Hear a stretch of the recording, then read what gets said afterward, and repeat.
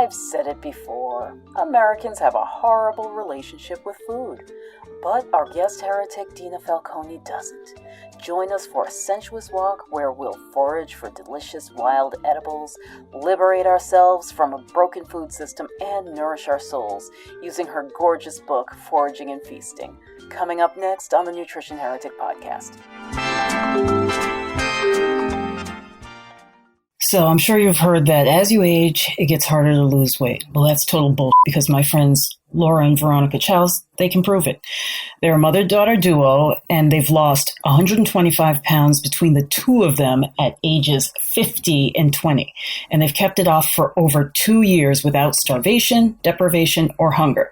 So now you can learn their system and a whole lot more with a free 10-day trial to their online membership. They'll give you the diet, the recipes, classes, and more. Sign up today at nutritionheretic.com/utmost-diet. Fat is bad for you. I just pop a pill and I'm fine. Meat is murder. It's time for bad food punishment. It's time for real nourishment. It's time for the Nutrition Heretic.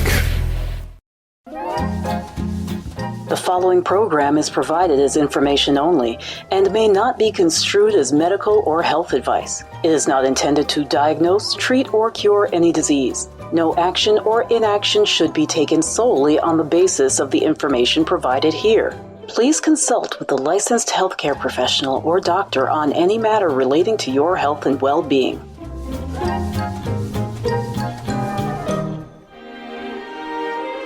Hello and welcome to the Nutrition Heretic podcast. This is Adrienne Hugh, the Nutrition Heretic, talking to you this week about foraging. You know, this is one of my, in light of kind of the direction this country is taking, it's becoming more and more clear to me that we have to be masters of our own destiny, and we clearly cannot rely on governments to do it for us because they us every chance they get. So, you know, one thing that that I've been focusing on is here in my local neighborhood. The schools here in Hawaii, we live in actually one of the more, probably the most affluent town on the island. However, 70% of our children are on free and reduced lunch. And don't even get me started on what that free and reduced lunch consists of. However, it really is unnecessary in so many parts of our country, but particularly in Hawaii, because where, you know, some other parts of the country, foraging often means consuming things that you would never find in the supermarket. Here in Hawaii, almost everybody has some kind of citrus, avocados, amaranth. Well, that's not necessarily available in the supermarket. It is in Jamaica, if that helps. But, you know, it's just really unnecessary. I mean, if I want cinnamon, I go to a local park and pick cinnamon leaves. If I want guava, I go to my backyard or I go to a park. My friend up the street has, beautiful oranges and sage and rosemary and all these things growing in her yard that she is not eating. So she says, Adrienne, just come by and pick whatever you want. Take it. I mean, it's just so unnecessary for people to be starving in this state particularly. But, you know, throughout the country, there are things that you can eat. You are standing on food, and believe it or not. And that's why I wanted to have this week's guest. Our guest heretic is Dina Falconi. She is the author of Foraging and Feasting, a Field Guide and Wild Food Cookbook.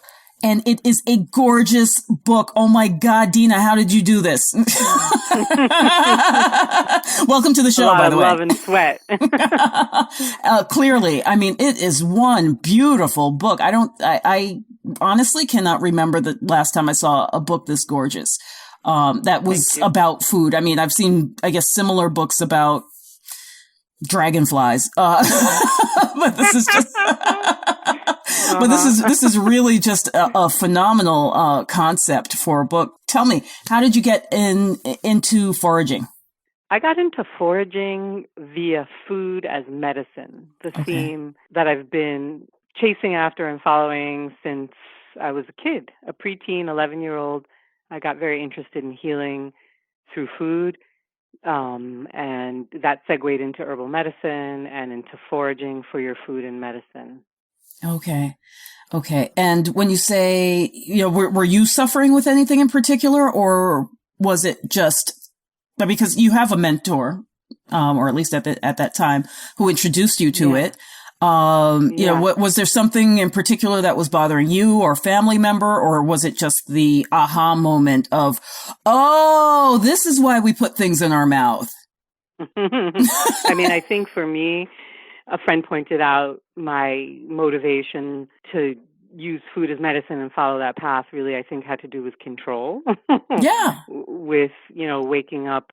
I was raised in the East Village of New York City in a very hectic in the late 60s through the 70s into the 80s, and it was a pretty wild and crazy time. And I think, and also an incredible time for food exploration. That area was rich with diversity of people investigating all these different, food themes, macrobiotics, raw food, the wheatgrass craze, as well as ethnic foods were surrounding me. So I was steeped in a very food-focused culture. My mom also loves food. But the healing part, the choices to narrow the thinking so that I was navigating and helping myself, I think, is probably the underlying motivation or unconscious mechanism. But at that age, I was suffering from headaches that would come and go. They were just intense, and it wasn't a migraine necessarily, but it was enough to say, hey, I want to do something about this. And there was a mentor. His name was Mickey Carter, and he had cured himself of terminal illness. Wow! And he was my inspiration. He led me, not too verbally, not very much with any formality. It was just, I would go to him. So what do you do now? So what herbs do you take now? He gave me my first herb book. He was not well educated. He was the super of buildings in our neighborhood. Oh, wow. He was so heartful and soulful, and for whatever reason, he sparked it or he held it, and I followed that. And it continued to grow just from so many different angles. I remember picking the mint at a camp for Mickey because he would always drink his peppermint tea after dinner. So I remember at 12 years old that I harvested a lot of this wild mint so that I could dry it and give it to him. And things like that. So, yeah, that sort of sets the stage a bit for this. I mean, I think it's the empowering part that's most exciting to me about the foraging, and again about the food as medicine, is we can really help ourselves, and we can feed ourselves. And the issue of food sovereignty, and you speaking to the starvation issue, is something that I feel deeply about as well, and that we need to, or I feel part of Foraging and Feasting and the book's theme is to help people reconnect to all of the abundance and all the food that they step on every day. Absolutely. Yeah. Well, you know what I'm thinking about too right now, because of the way you phrased it really got me thinking on this tract, which is that well, not you and me, and probably not most of our listeners, but people are led to believe that GMOs are going to save the world and they're going to, outproduce. Now, we've already done episodes on how flawed that thinking is because these crops do not produce more. One of the things that I am often talking about is the fact that we throw away so much food. We've also done episodes on how much at the supermarket goes into the trash. But here is another way that we can understand that, even though they're throwing the leftover organics, the GMOs, we got to grow all this food, but then you're too poor to afford it. I mean, we've got laws here in the U.S. where we can't feed the homeless. People going to jail for giving a homeless person a sandwich or something is ridiculous. Wow. But and then we know that in India, they're literally taking thousands of or hundreds of thousands of pounds of lentils and rice and throwing them into the ocean because the untouchables don't deserve it. So why we're going towards GMO when there's so much just literally being trashed is ridiculous. But here we're talking about another thing, which is that we're standing on food. There is so much that we have had kind of bred out of us in recognizing what is growing wild. I mean, I think most people don't realize that the dandelions that grow on their lawn are edible. As an example. Exactly. Sure. What are some of the other surprising foods that people might have right now in their backyard and have no clue that was food, and they've been working really hard to exterminate it? Sure. Well, depending on where you are right now, here in the Northeast where I live, there's not a whole lot out there. It was 6 degrees this morning. Which, by the way, I've used to flush my toilet when my water broke. My water pipes broke in the winter once in New Jersey. So so my daughter was like, we could use snow. I was like, brilliant. So we filled up the tank with snow. Oh. But anyway. I mean, I'm looking out the window here where I live now in the Mid-Hudson Valley, and I can see the pine trees, and so they're still there for us. And if we want to make a pine tea with the needles, you can make a nice fragrant beverage that has some vitamin C in it. So for surprises now, you need to hunt. You need to hunt more than you need to forage, I'd say. You could find rose hips out in the landscape still. I'm trying to think of what else you might find right now. Sorry, are pine needles, is that like a Native American tradition, consuming pine needle tea or anything like that? I believe it is a Native American, probably also European. Wherever the pine grew, I believe people would drink its tea.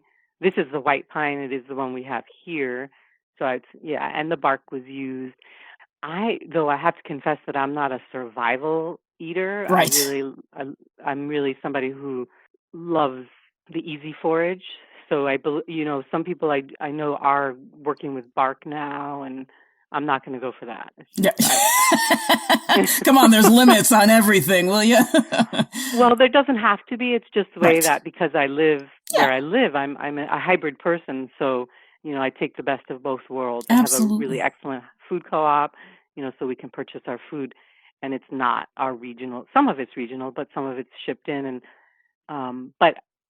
so I'd say that in the Northeast in the winter, it isn't the time where you're going to be focusing so much on your foraging. But in Hawaii, there is, oh my God, and in southern parts of the United States and other parts of the world, we just happen to be in a harsher winter climate.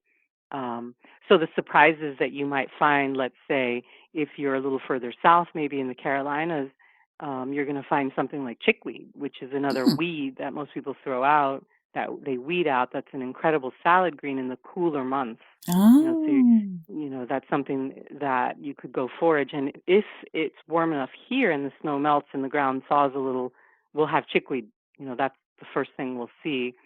And that's a really mild but potent in terms of nutrient content salad green, and really easy to serve. Mix it with some lettuce if you have newbies that you're feeding. But really, I could just take handfuls of that and put a vinaigrette on, and it's the best mesclun. It's just delicious, tender. Another green that you're going to come across is the garlic mustard. That's another one that hides, through the winter, or is available through the winter in milder climates, and that's the hated, the weed that people are hating these days because it's an invasive, and rightfully so, perhaps. You need to control it. I wouldn't say hate it. But, it's an incredibly useful food. All of its parts are eaten. Like you can dig the root, use it as horseradish, eat the leaves like a salad or make a pesto, eat the flowers when they come, eat the seeds if you feel you want to go that far and make a mustard out of the wild seeds. Wow. So this is an invasive, it's a biennial, and it's another example of something that people throw away. They hate it and spit on it, and in fact, it's their food and medicine. I mean, it's also medicinal. All these plants that are our food, that are wild, are often very medicinal too. So you're speaking to this idea of all the waste and the waste stream, and it's everywhere. It's almost like you just have to change the way you see the world. Put on it's all right there, and the issue of scarcity more of a political one, and it's a real one when you live from that world, and that's all you Yes, see. It's a cultural absolutely. issue, and then you can. And part of my hope with the foraging and feasting theme is to celebrate the hidden, celebrate the things that are actually already there. You need to just retrain how to see. The same with what you're throwing out, the way you were speaking to that, all the waste that we have. Like, I'm very much into making stocks, and so for me, Mm-hmm. and I do eat a lot of animal, but it's from a grass-fed herd that a friend of mine raises, and so I'll use every part of that animal, including like the sinew that most people will throw away once Right. you've eaten a steak. Well, I just stash all that away, and then you make this incredible broth. Yep. So it's just rethinking, which is also something I really enjoy. It's not from desperation, although Absolutely. yeah, Yeah. it's Before I something came, even. sorry, go on. No, I was just going to say it's both a celebration, and for me, for whatever reason, my personality appreciates that challenge of how to maximize use and really honor all the parts as much as possible related to food use. Right, right. Well, for me, I came to like bone broths. I don't forage per se. I mean, like now that I live here, but we'll get into my foraging background. But but with the bone broth, it's so, to me, really it started because I was broke. And Mm-hmm. I was broke, and like you, I loved food. So I would, turn on Julia Child or whoever was the, chef du jour on TV, or buy a book, and it would say like, you get a Chinese cookbook and it says add 2 tablespoons of chicken stock. Well, where the am I going to get chicken stock? I don't want to use, I don't want to Right. use the bouillon. And so I would save all my bones like you. Didn't matter if I had made a curry with it or whatever. I'd save all the bones in a bag. And when I got enough, I'd simmer them and make a stock. And then I'd freeze that in cubes. And when I do my little stir fries and things, I'd throw a cube of chicken stock in there. So, Definitely. really, really simple stuff. But you talked about garlic mustard. And I remember when I lived in New Jersey having these little, weeds, so to speak, and they were clearly some kind of garlicky, chivey thing. But the reason I'm bringing this up is not because, to talk about me as much as because I think that other people go through this where they pick it up and they're like, smells like some kind of onion. And then but because it's not on the store shelf, we think, and then of course, government likes to back it up with, don't do that. You don't know what you're going to get. And then you watch movies like Into the Wild. Did you see that movie, Into the Wild? Mm-hmm. Mm-hmm. Yeah. And how he I did see ate it. that thing at the end of the movie and then turned the page and was like, oh, I ate the poisonous thing that looks like the food. I think a lot of people are afraid that they're going to eat something that is poisonous. How do we get past that? I mean, I think your book is a great place to start, but how do people get over misidentification? Sure. And it's a huge issue. And as you say, the literacy, like we've lost our connection to understanding plants, to learning how to use them for food and medicine. So it is reestablishing that language, becoming literate again in plant identification, which was part of our ancestry. I mean, we had to do that in order to survive. And it's been cut off in in the U.S. for the good, 3 or 4 generations now.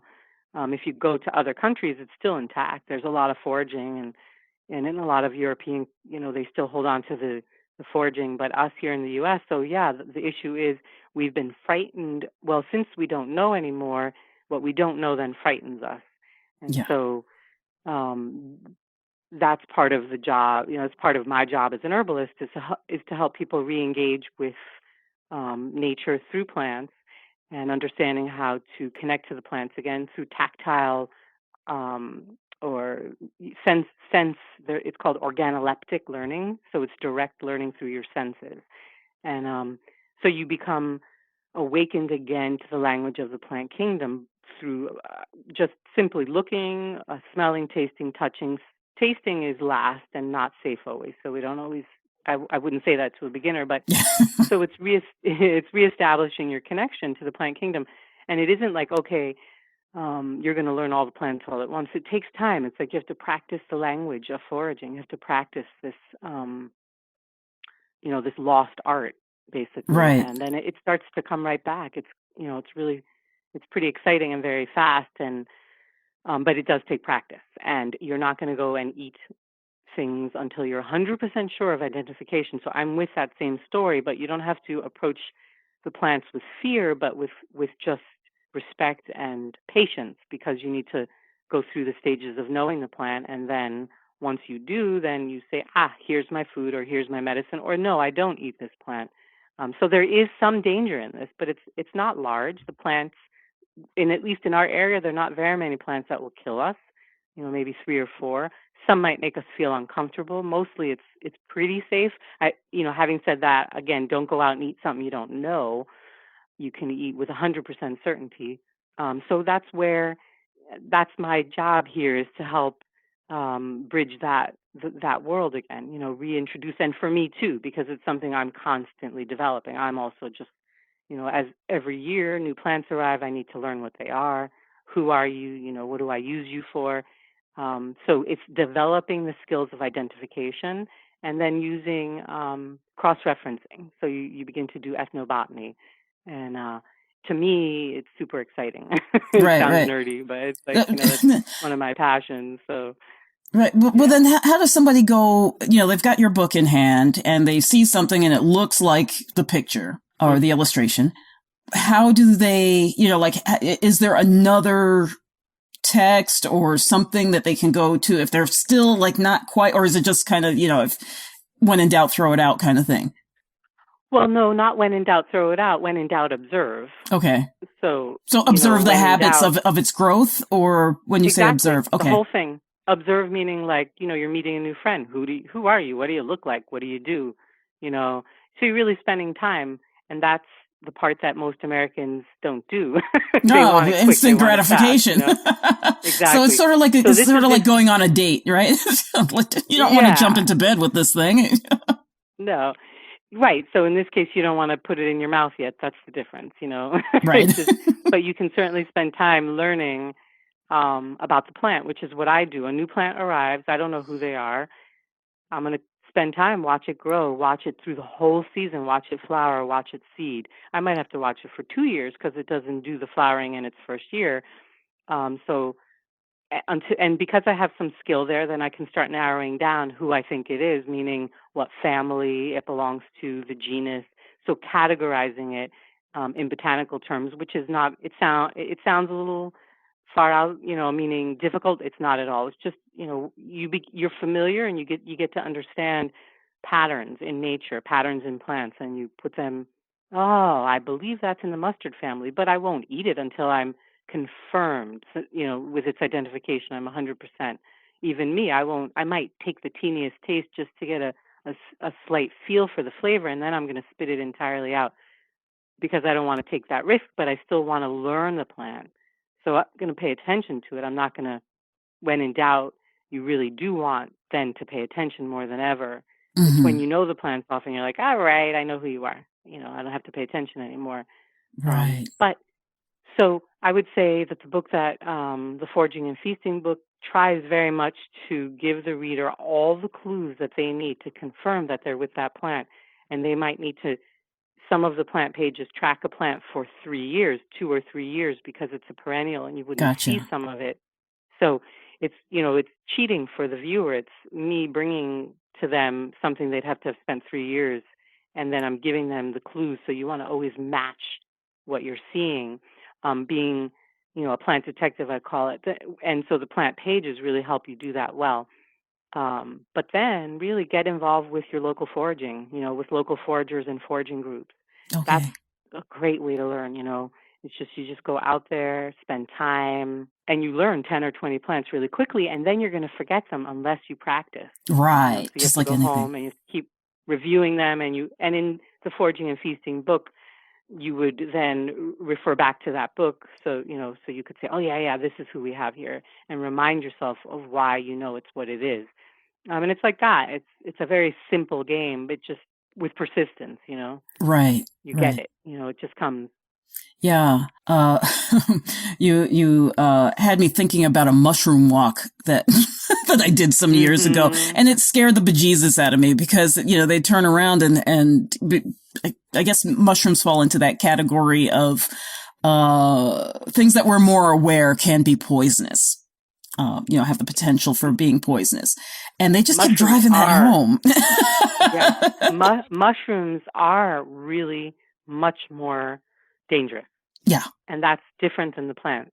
So just to differentiate, when you're foraging for plants, again, there are some risks, but the mushrooms the realm of mushrooming is so much more risky. I don't teach that because of that. I feel more concern there, a lot more concern. Right. I have a friend in New Jersey who, she's from Italy originally, and she would just go out into the woods and come back with a bag full of mushrooms and hand me some. And I'm like, holy crap, do you know what you're doing, lady? I mean, she's still walking around, but yeah. Although I haven't heard from her in a couple of years. I'm not eating this. Nuh-uh. Yeah, I was like, let me see you go make some eggs and put some mushrooms in it, and then and I'll observe you for a few minutes before I eat.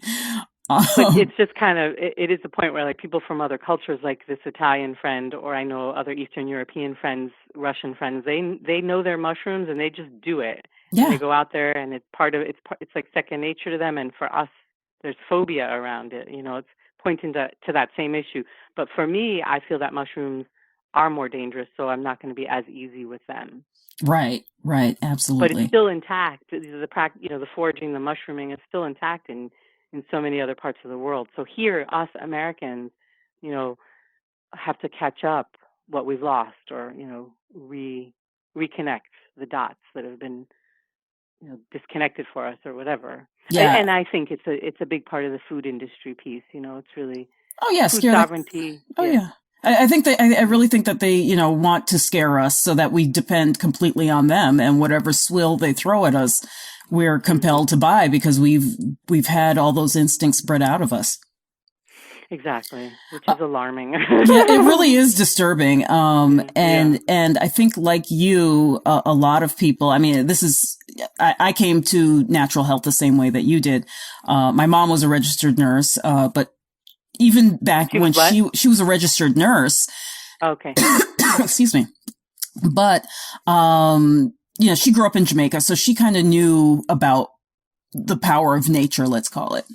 But also back in the 60s when, medicine was very different. And even today, I find myself much more impressed with books that were produced on health in the 60s and 70s than most of the stuff that's come out in recent years.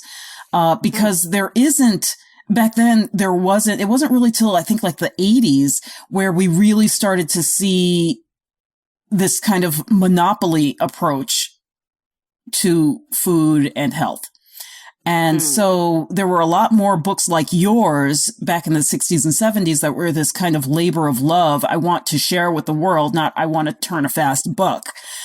Mm-hmm. And because unfortunately, even within natural health, we get people who, on these like completely skewed diets, like this one's all this and the other one's all that. And when I've met a couple of these people, and people I know have met a couple of these people who write these books, and they're all if they could get a story out of them that doesn't involve how much money they made this year. Wow. It's really scary. I'm not naming any names, but you know who I'm talking about. We'll talk later. Anyway. Okay. I'm not sure what you mean because I'm not that up on it. You'll know who I'm talking about. Don't worry. Anyway, regenerative harvesting. Talk to us about what that means to you. Yeah, that's a really beautiful image.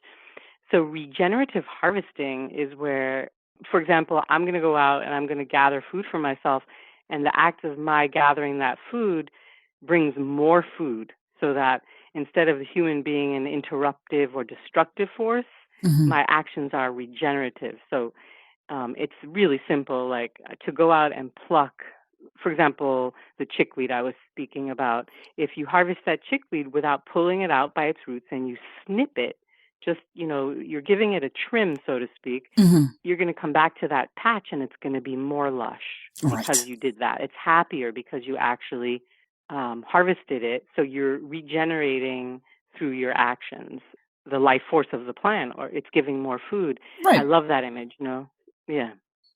So humans can work within the landscape. I think that's kind of truly our role, is learning how to work within the landscape and that by feeding ourselves, we're actually creating more abundance through that act rather than the destruction, which we're always being told is what we do, which is what, monoculture does and the CAFOs of animal raising does. But if you're mimicking the patterns of nature, which is now more permaculture, the talk of permaculture, which is something that I resonate with a lot.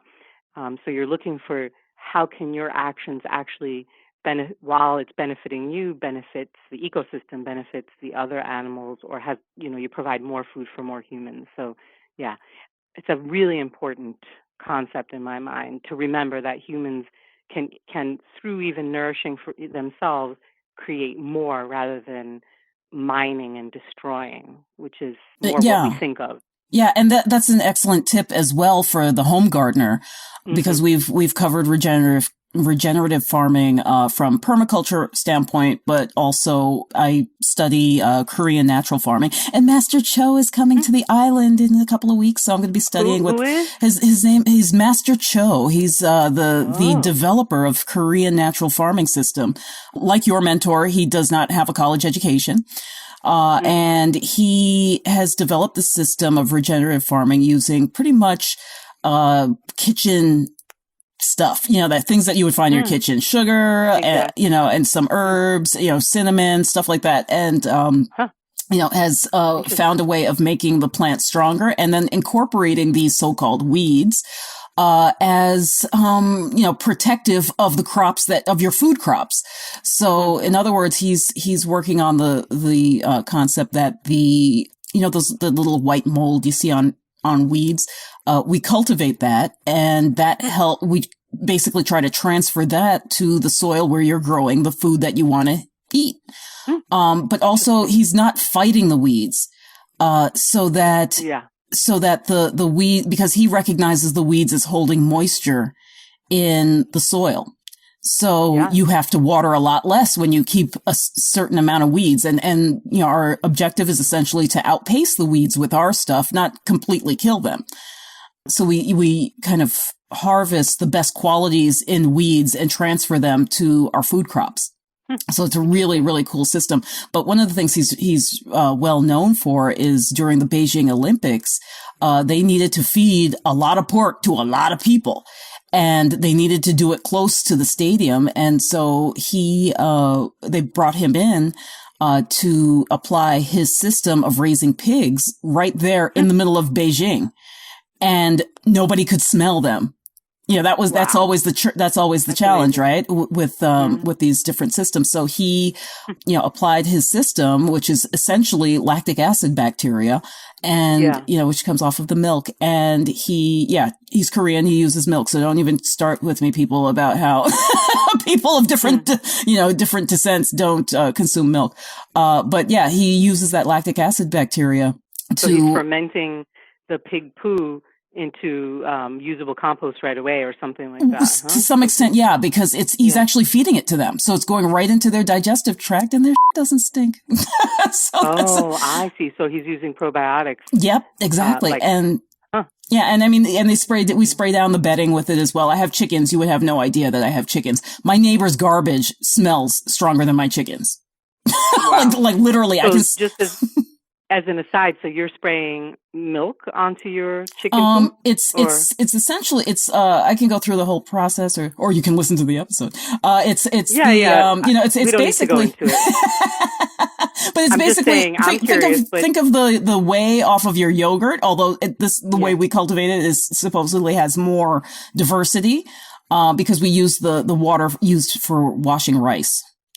And, to start that fermentation process, and then it separates and you take that liquid and you're just using a tiny, tiny amount, like a homeopathic amount of this liquid. And you're spraying down the coop every so often. You're putting it a little bit in the chicken's water. You might spray their food a little bit and they don't smell. Interesting. Yeah. It's very, very, very cool. Yeah. And their eggs are delicious, by the way. Wow. So, where are some of the good places where people can feel safe about picking? Obviously, one of the things you mentioned in your book, in best case scenario, we are avoiding the pesticides and herbicides and other sides Runoff. runoff. Yeah. That's a good one.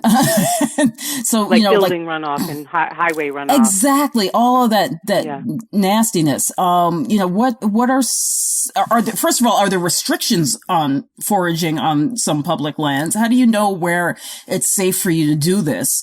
Hawaii is a little bit like the Wild West. It's like, oh, there's a fence, let me jump it. Like people don't bother you usually. But in other places it's not like that. So what are the restrictions on these public lands, and how can people start to get comfortable with knowing that, okay, nothing was sprayed in this area? Well, first of all, each public land has its own rules. So you'd have to find out like what public land is probably. Is it a park? Is it a preserve? And you're going to ask the questions to who runs it if you're allowed to forage in there. Okay. Like the public parks in central, in New York City, there's been a lot of mixed stories. Yes, you can. No, you can't forage. So, I can't answer to that to each area. Each place is going to have its own thing. But why not learn about that? Because you have resources like that. If, we have a lot of wild land around us, and we can go berry picking, incredible amounts of wild berry picking all around here. Maybe they wouldn't let us, maybe they would. So I didn't ask. It's like, so what is my point is each area will have its own rules, and then also you're going to see how obedient you need to be, what risk is there. The other thing is, for the kind of foraging that I suggest, these are weeds that really grow near human disturbance, so you don't need to go into pristine wild zones. You can go to an organic farm is a great place to forage. So they're not treating the soil, and they've got these areas that they haven't gotten to that haven't been weeded, and that's going to be amazing food.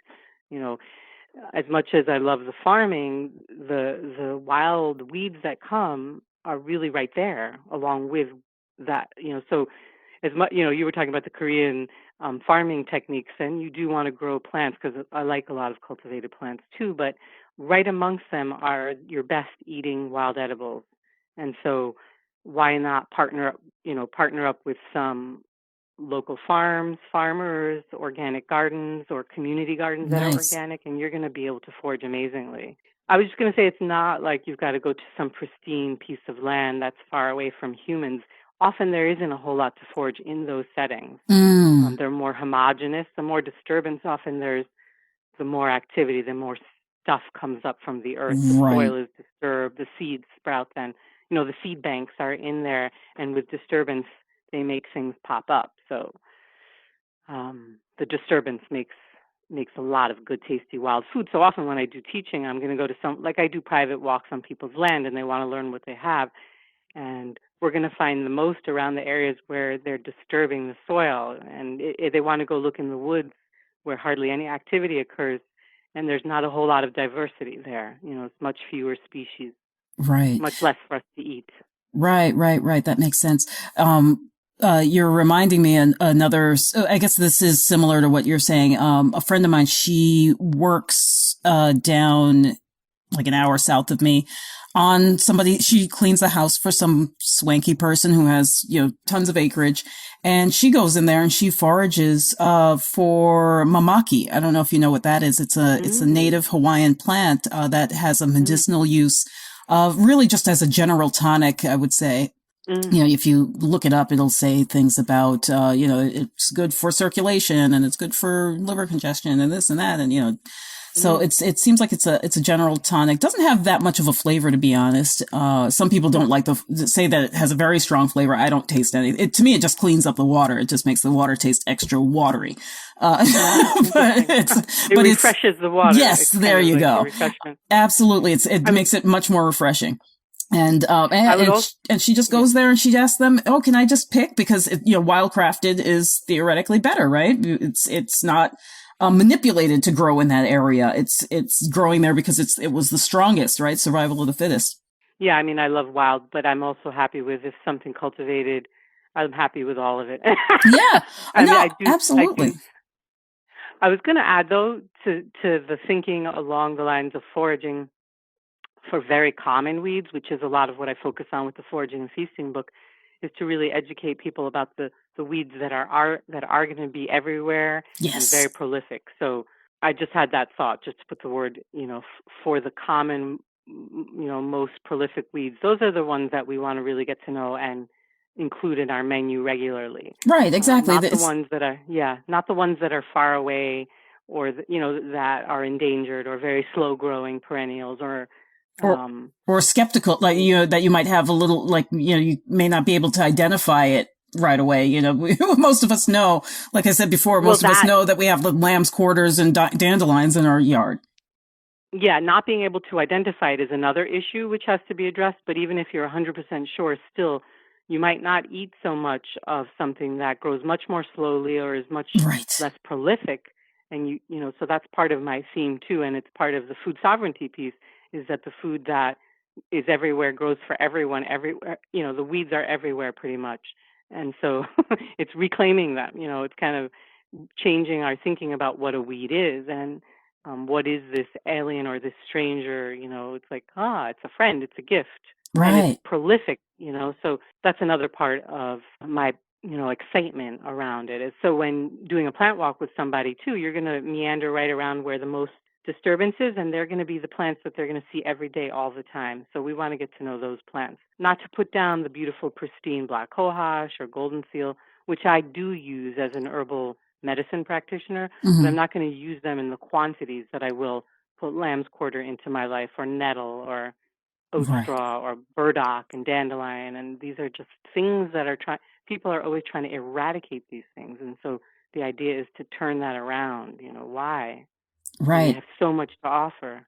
Well, now this is part 2 of your book, the recipes. You have found some of the most gorgeous ways to incorporate these foods, and what I love is that I complain about this all the time on the show, but I have, I sometimes go to a meal that's supposed to be healthy, and by healthy, they usually mean somewhere on the vegan scale, and it's usually incredibly tasteless and incredibly, like, not making my stomach happy. So, what I love is that you focus on these traditional recipes and things that are very flavorful and almost romantic, the way you've presented it. And things that come to mind are your fruit ketchup, the herb infused whipped cream, even the everlasting stock pot. These are things that really, to me, are just so, you know what I'm saying? Like they're just really so soulful. Really soulful. And I don't see that in a lot of so-called healthy cookbooks.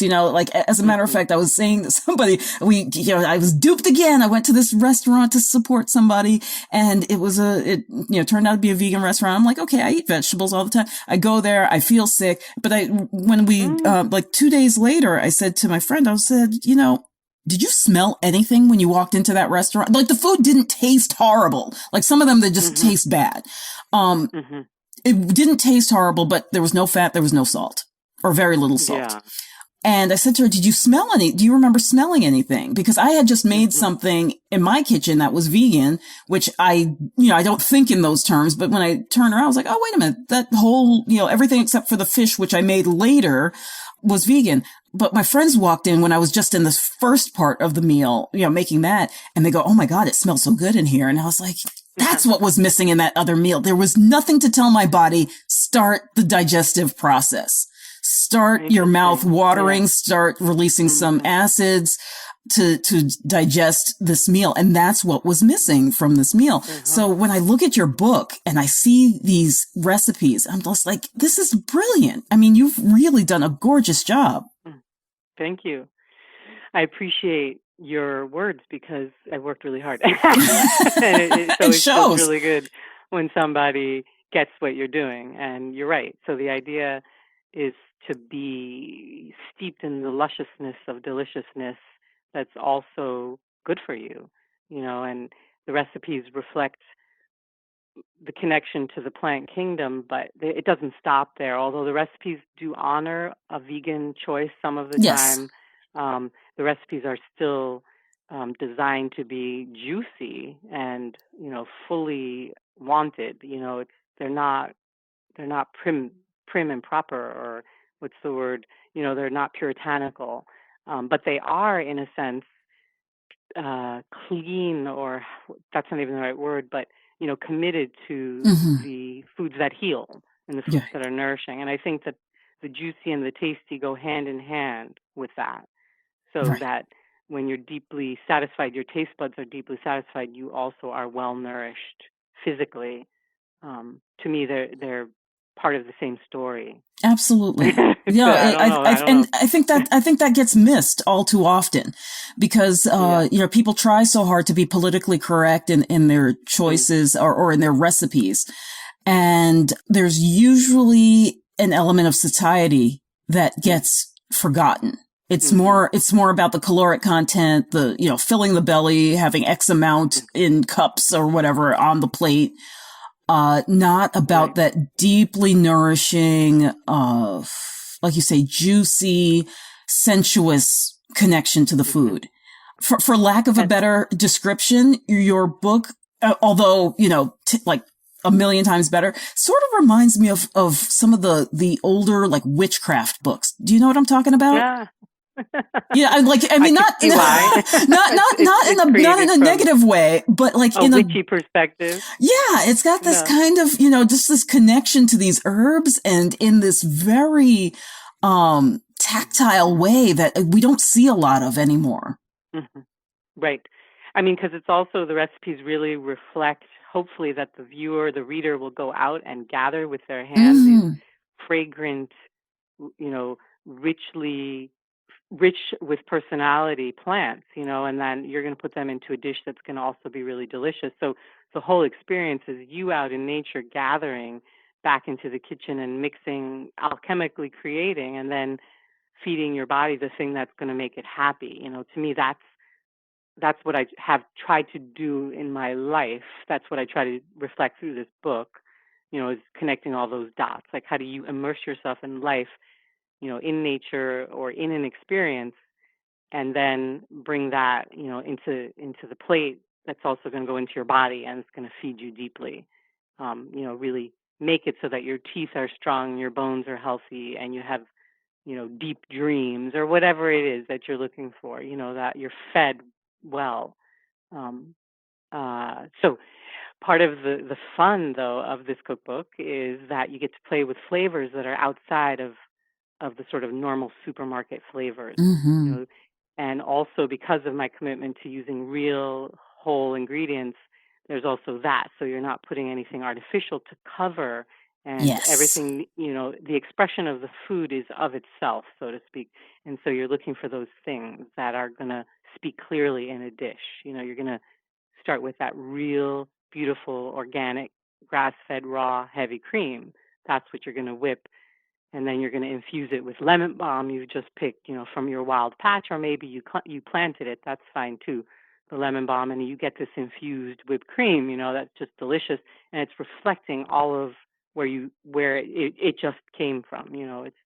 It's not been pasteurized and homogenized, and the herb hasn't been shipped thousands of miles and basically tastes like sawdust by the time you get it. So Right. you're celebrating that freshness. Hopefully you can, and well, it's all there for us. That's what I keep trying to share as well. I don't want it to feel elitist. That's Right. part of the point. I'm glad that you Um, said that because, in a way, in addition to seeming like a witchcraft book, it also reminds me a little bit of some of these, like these chefs that are, doing what are they calling molecular cuisine? Like not yes, quite that. gastronomy, Right. molecular gastronomy. Yeah, Right, exactly. So in a way, some of these ideas seem like they could be that, but they're not. You know what I mean? exactly. Like they could be influenced by that, but it's much more artistic than that without, having to, bring helium or whatever the frig they use in their Exactly. recipes. Exactly. Or nitrogen, Right, or nitrogen whatever they're doing. and I mean, exactly. this is the peasant's kitchen. It's the food that's available to all. That's my wish. Right. It isn't the elitist chemical factory, and it's actually snipping the cords and the connection to the food industry some as well. Mm-hmm. You're saying, no, I'm I'm not going for anything you've invented for me to eat. I'm coming back to food as it's, in its natural form, and I'm going to create from it. I'm going to concoct. I'm going to empower myself in the kitchen to feed myself. I'm not going to sip the straw back to the food industry lab, so there's all these political undertones here. So Right. witchcraft, No. everything. Yeah. But when it's an act of rebellion, yeah. it's a very strong act Yeah. that is empowering and, bringing you back to the point you made, in the beginning of this conversation. It really is about, giving us our strengths and our freedom, or educating ourselves enough that we can feed ourselves, that we're not dealing with issues of starvation. Right. And I love that because it brings us more hope than what we are normally given when we are so tied to that industry. We lose our freedoms. Just, there's no other way to say it, right?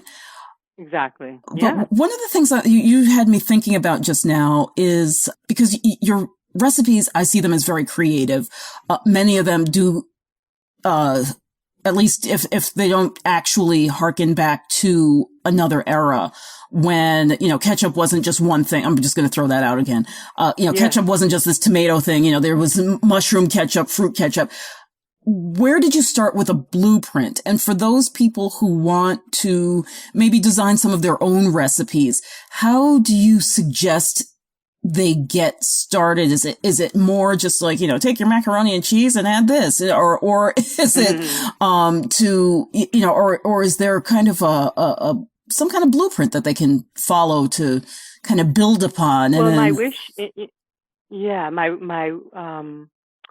the creating the 100 master recipes that are in the Foraging and Feasting book, they're designed, they're actually blueprints, they're master recipes, they're templates. So they're designed to educate the reader so that they're fluent in a recipe. And that recipe then can be transformed to their needs, to their likings, to what's actually available in the neighborhood at the time. You don't have peaches right now. You don't have plums. You have autumn olives, you have blueberries, so the rotating produce of reality of what we actually have access to, so is honored, or, that's the idea with these master recipes. So there are 100 master recipes. They're templates for someone to learn the language, the kitchen arts language, basically. And then they have variables in them, so then you begin to understand what you can move in and out and what has to stay static. So there's a skeleton and there are parts you can, dress it slightly differently, or I think you know what I mean. But, and then the other thing with the master recipes is they give you the freedom once you have that technique. Like, let's say you learn how to make a gratin. It's a very basic cheesy custard baked dish. And that gratin, though, can be made with hundreds of different vegetables, depending on what comes through the season, and other nuances that change. So it's really, the same thing I said about the plant literacy. It's the same thing about kitchen literacy. It's just learning. And so for me, though, I'm a cookbook collector, and I've also been cooking since I was 11, because that was my beginning on this journey of whole foods, of changing the way that I ate. That theme, of following food as medicine, began back then. So I was already in the kitchen at a very young age, and that's how you learn, is you practice. You're just constantly making food, and you're constantly making food. And for me, I'm a cookbook collector, so I'm reading and reading about different kinds of food preparation, and I've spent years and years cooking. And then I was hoping that those templates, that the master recipes, are what you're asking for. That how can someone learn to cook? Well, take that ketchup recipe, and you can see the anatomy of a ketchup, and then you can see what you can plug in and out. Right. And that was my hope, that, it would bring kitchen literacy. Right. Yeah. And I can see that. So, I'm glad that you kind of elaborated on that element. And another thing I want to, draw out for a lot of people, because a lot of our, listeners are interested in lacto fermented foods, and you do a lot of that in here. Sure. You I know, have for many years in my life. Yeah. right, Yeah. exactly. And so those are also, really, I haven't actually done any of those yet, but they're really, put another spin on, you know, the standards that I think most of us are already familiar with, you know, your typical, you know, Right. pickles and It's pushing sauerkraut the kind of edge thing. too, right? It's pushing the Right. edge. So it's trying to get folks to push the culinary edge, not in a, like we said, in this crazy kind of elite way, but like in a practical way almost. You know, Right. it's practical to go this way. This is what we have. You know, all of a sudden you've got to be creative, and it pushes your edge. And that's the idea, is creativity, you know, is at the core of this book. It's like, how do we be creative human beings, you know, Right. creating our own reality, creating our own foods, or co-creating, because often we're not creating the food, it just grows for us, but then creating the dishes that we create from the Right. food Well, that I've nature always, grows. I always tell people that my best dishes come when I'm on vacation and I only have about 7 or 8 ingredients on hand. You know, so basically you know, I'm cooking in some foreign kitchen somewhere, and I'm obviously not plugged into my regular availability of Routine. ingredients. Yeah. And yeah, you know, I've come up with some things. Unfortunately, I can never reproduce them because, you know, I'm not boiling my pasta in seawater, but it's, Right, you know, right. but necessity But I is think the mother of invention. Right. The cookbook part, though, is very concrete in terms of holding your hand through Yes. technique, through how would you say? It's like you get to tour around the world, you know, the food world very safely Yes. with, you know, hopefully highly skilled outcome. You know, so you're not just being tossed out into the wind. So it isn't like the creativity arises from the strength that you get from the understanding that you've taken through touring around these master recipes. You know, is the image I have. You know, you have the confidence and the basis to then let creativity flow. Right. Absolutely. Absolutely. Well, thank you so much for talking with us today, Dina Falconi. What are a couple of tips that you or, you know, just parting words that you'd like to leave with people who want to get started with foraging, want to start cooking and tasting? You know, is it just starting in your garden? Well, I would say if you're lucky enough to have some foragers in your neighborhood, get together with them. Just start attaching yourself to foragers. You know, that's how you really learn. Get a copy of my book if you want. I mean, it's a great tool. You can just have it by your bedside and study the plants on the plant pages, and you begin to imprint them. Your mind will start to hold them, so you'll recognize them when you see them. So it's just opening yourself up to the plant kingdom, observing, going slow, no rush, you know, taking your time. What other thoughts? And I always suggest eat a little wild, but not prematurely, but like try to learn a couple of plants that you can just then constantly just put a little bit into your life, you know, a little food, a little sprinkle onto your salad. So let me think, what else would I say? And then I would say get creative in the kitchen, you know, take some time to really cook food. Don't eat the food that comes from the food industry. Eat the food that comes from the earth directly or from a farmer. You know, go back to that more primitive state of food and then create something with it. I could say a million things, but maybe we'll just end there. Oh, Dina, thank you so much. Again, her book is Foraging and Feasting, a field guide and wild food cookbook. Do you have a website, Dina, where you can send people? Yes. It's botanicalartspress.com. Fantastic. Botanicalartspress.com. Fantastic. And your book's available on Amazon? It's available through us. We're actually the publishers. Okay. And it's great if they go to our website to buy it. And it is available on Amazon, but it's through us or a third party. It's not through Amazon Direct. So, okay, gotcha. Okay, you great. don't get a better deal on Amazon. We give you the best deal. Awesome. Fantastic. Which is a whole other conversation. We'll talk about that later. Okay, thank you so much. And please, you know, originally when we were contacting you, we wanted to talk about your Heavenly Hair book, the beautiful, is it Beautiful Bodies in Heavenly Earthly Hair? Bodies in Earthly Heavenly Bodies Hair. in Heavenly, yeah, and I wanted to talk to you about that, so maybe we'll have you back about that one day. Sure, my pleasure. Thank you so much for having me on your show. Oh, no problem. Anytime. Thank you so much for being with us. The Nutrition Heretic Podcast is a production of Savor the Journey, LLC.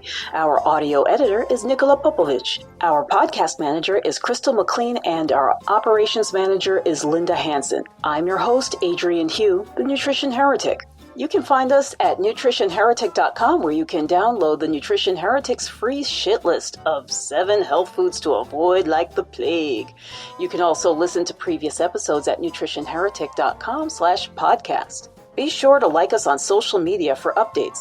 Our Facebook page is facebook.com/nutritionheretic and on Twitter @NutriHeretic. Contact us with show ideas, questions, or if you just want to be a guest. And don't forget to rate our podcast on iTunes and Stitcher. Thanks.